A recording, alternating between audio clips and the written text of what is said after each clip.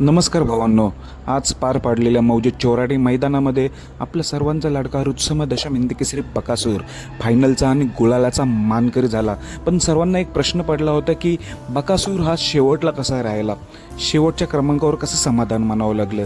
तर आपल्याकडे एक व्हिडिओ आलेली आहे. नक्की झालं काय, कारण काय, हे आपण या व्हिडिओमार्फत जाणून घेऊ. तर भावांनो, झालं काय, गटाला आणि सेमीला सुट्टा निकाल घेतला होता. एवढा स्पीड होता तर सर्वांनी आशा केली होती की नक्कीच आज आपला बकासूर एक नंबर करेल. बकासूरचा पायरा होता नवीनच महाराज नावाचा नंदी. चांगल्या रीतीनं हा वासरू पळाला होता. बकासूरला चांगली साथ दिली होती. दोघांनाही स्पीड होता.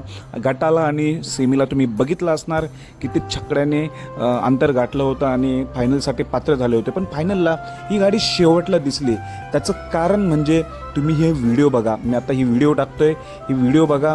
महाराजच्या पायाला दुखापत झाली. सेमीला पळून झाल्यानंतर महाराजच्या पायाला दुखापत झाली, तरी पण फायनलला महाराज पळाला.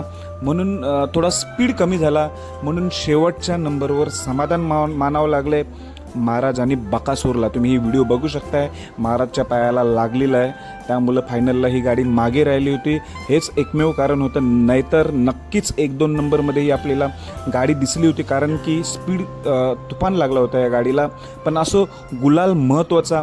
खरं तर बकासूरसाठी हा चोराडी मैदान आहे तो लकी आहे, कारण लगातार 6 मैदान म्हणजे चोराडीलाच फक्त लगातार 6 मैदानात गुलाल घेतला आहे. चोराडीला हा एक रेकॉर्ड आहे त्याचा बकासूरचा.